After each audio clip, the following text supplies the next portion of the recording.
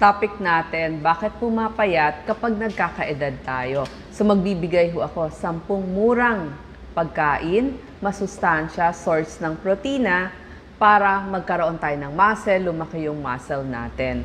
At ipapaliwanag ko po ang isang sakit na kung tawagin ay sarcopenia. Ang sarcopenia, nagsisimula yan kapag edad 40 na tayo pataas. Bakit tayo humihina, lumiliit ang muscle or pumapayat kapag paedad tayo ng paedad? Kasi nga, kailangan natin ng protina para sa ating muscle, gayon din ng creatine, vitamin D at omega-3 fatty acids para mas gumawa ng muscle ang ating katawan. So, gusto natin, pag edad natin, malakas pa tayo. Tulad nito mga nasa picture. Sino ang nagkaka-sarcopenia? Ito, sakit na po ito talaga. Ang mga tao o yung mga senior na umeedad ay nagkakaroon ng sarcopenia, nagsisimula sa edad 40, pero makikita mo to kapag senior age na. Kasi kulang yung kinakain nila, kulang sa protina, kulang din sa dami. So, mababa yung calories. Tapos, hindi kasi sila gaanong gumagalaw. So, kapag hindi gumagalaw, ibig sabihin, hindi na ehersisyo yung katawan. Tapos, yung iba naman, kapag sobrang taba, lalong hindi rin gagalaw. Kaya ang nangyayari, pahina ng pahina. O kaya kulang yung kinakain na malnourished or undernourished. Ano ang sintomas ng sarcopenia o yung pumapayat tayo, yung lumiliit ang muscle? So, nagkakaroon ng paghina ng muscle. So, nawawala ng lakas, hindi na makabuhat, hindi makagawa ng mga gawaing bahay, bumabagal maglakad. Kasi nga, hirap na rin tumayo. So, babagal ang lakad, hirap umakyat sa hagdan, hirap tumayo, tapos kasama na yon natutumba. So, natutumba sila kasi nawawala yung balanse. Kasi nga, yung muscle nila mahina. So, hindi makabalance. Ang problema dito, delikado kapag na-fracture o nabalian ng buto. Tapos, pumapayat, lumiliit yung muscle kasi nga dahil kulang dun sa kinakain, wala na namang lakas. So, lahat yon ang suma total, kulang sa lakas, lumiliit yung muscle, kaya lalong hindi maggamit yung katawan. Ano ang gamutan dito? Number 1, ehersisyo. So, papaliwanag natin yung mga gagawin, ehersisyo, fitness training, at dito nga sinasabi ko, kumain ng mga pagkain na maraming protina. So, magbibigay ako ng 10 mura at masustansyang mga pagkain para sa ating mga umeedad. Ano pa yung ibang dahilan? Bakit nagkakaroon ng sarcopenia? Yun nga, pag hindi tayo gumagalaw, so pag kulang ng paggalaw, at pag umeedad, syempre bumababa na yung hormone levels natin. Sabi ko, part of this, kakain ng para matugunan, kumain ng masustansya. So, bibigyan ko kayo ng mga tips, ano yung mga pwede ninyong kainin. Ayaw din natin na hindi na nga kayo makagalaw, tapos lalo pang hindi kayo gagalaw. Ang mangyayari, pahina ng pahina ng pahina ang katawan ng umeedad. At pag nagsimula yon, nagkakaroon na ng maraming sakit. Yung sarcopenia, sakit na siya ngayon. Nakita nila sa Singapore, isa sa 3 na nag-senior citizen na ay medyo humihina na.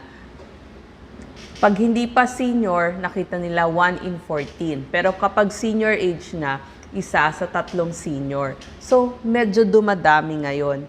Kaya bibigyan ko kayo ng tips, ano yung mga kakainin natin. Siyempre, yung abot kaya, yung nabibili sa palengkeng Pilipino.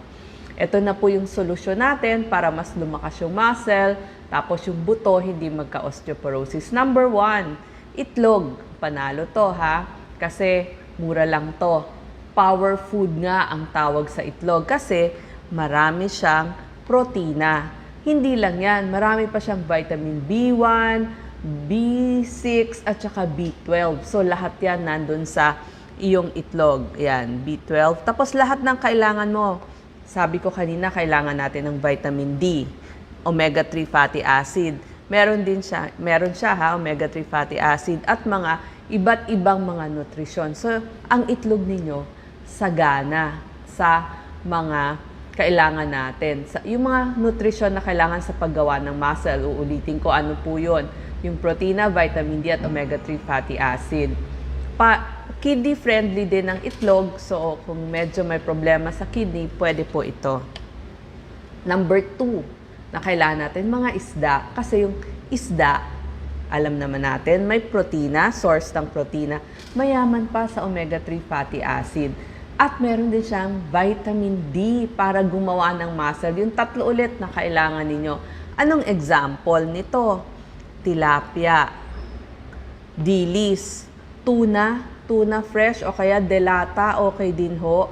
Sardinas, pwedeng sariwa, pwedeng delata. Tsaka yung mga kapatid ng mga tuna, sardinas, ito po yung mga hasa-hasa, alumahan, tanigi, tawilis, tamban. Isama na ho din natin yung mga, pwede rin yung mga hito. Yan, basta yung mga isdang yan, ay pwede natin kainin. So, kailangan natin to.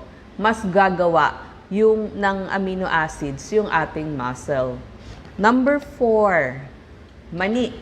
At kasama ng mani, syempre gusto natin nilagang mani lang para hindi salty o hindi mamantika. At saka yung binusang mani at yung peanut butter. So nakita natin, madaming protina ang mani at kung magpapalaman tayo, peanut butter na din. So magandang plant-based pinagkukunan ng protina. Number 5. Idagdag ko lang doon, marami pa yung magnesium, phosphorus at iron. Pagdating naman sa ating number 5, ito yung mga soya beans. So, soya bean, eto po.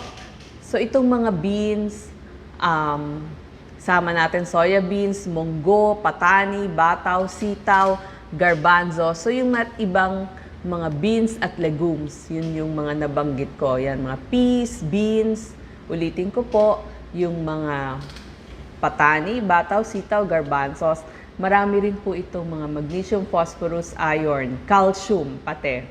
Tapos, yung soya bean, marami pa pong pwedeng gawin dyan. So, pwede yung tokwa, so siya yung tofu, pwedeng taho, o yung mismong soya milk. So, favorite natin ito. Nabibili natin to, tofu, taho, soya milk. So, pwede rin yung mga yan, maganda siya. Tapos, ito pong ating soya beans, meron siyang 9 essential amino acids. So, yun po yung magiging protina. Yung amino acid, nagiging protina. At yun, magbibuild na kayo ng inyong muscles. Next, pinagkukunan natin yung mga animal source naman ng protein. Yung mga laman ng baka, manok, yung mga pitson ng manok, pwede rin ho dun sa ating mga rabbit, goats, duck, kapatid ng pato, yan po yung mga pwedeng source. And pork, pwede rin po yun. So, beef, pork, and chicken. Yan po yung mga laman na pwede natin kainin. Ito ay maraming mga protina. Isama ko na rin po, bukod sa protina, meron siyang iron, meron siyang folic acid, calcium, vitamin A, at B12. So, mga delata, okay din. Like tulad ng mga corned beef. Pwede din po yan. Tapos, ang next natin, milk. Yung pong mga milk ay gawa sa protina talaga. Casein protein tsaka U protein. So, pwedeng skim milk. Pwede po yung mga special milk para sa ating mga umeedad. Katulad ng birch tree advance. Yan po yung mga milk kasi fortified with vitamin D yan. Tapos kompleto, lahat ng kailangan nyo. Calcium, magnesium, phosphorus, vitamin D. Meron lahat yan hanggang sa omega-3 fatty acid. Diba dun sa ating dapat kinakain, dun sa plato natin yung healthy plate, laging kasama yung pag-inom ng isang basong gatas. So isama na ho natin yung ating mga elderly o kahit alam natin, dapat makagawian na natin yung pag-inom ng gatas na nababagay sa atin. So, pwede nga yun dun sa mga special milk na tinatawag yung para sa mga umeedad, gaya nga nung Birch Tree Advance. Kasi nakita din nila na kapag may vitamin D, mas hindi natutumba yung mga may edad. Kasi yung buto nila, mas hindi nag-osteoporosis. So ayaw natin na walang laman yung buto. Gusto natin siksik yung buto para hindi magkaroon ng mga fracture. Kasi pag na-fracture, lalong humihina ang ating mga elderly. Oatmeal, pwede itong almusal or merienda, meron din siyang protina. Number 9, gulay. Siyempre gulay, may mga gulay na source of protein, kagaya ng ating mais, ng ating kabute o mushroom. Green peas, marami talaga siyang protina, lalo na yung broccoli. Tapos yung pamilya ng spinach, kangkong, alokbati, pati mga cauliflower. So maraming mga gulay ay source din ng ating protina. At number 10, lamang dagat. Katulad ng hipon, tapos yung mga ating mga shells, pwede din yan. Pati yung ating mga alimango, alimasag, lahat ho yan, lamang dagat.